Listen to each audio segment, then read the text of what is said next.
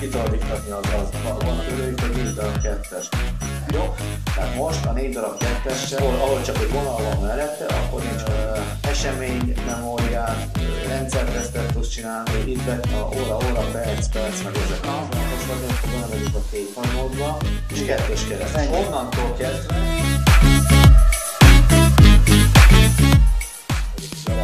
tegyük föl, emiatt ugye akkor belemész az opció, ha valahol van esetleg B betű, akkor az ilyen menükbe is be tudsz esetleg írni. És beírod a számát, elfogadja,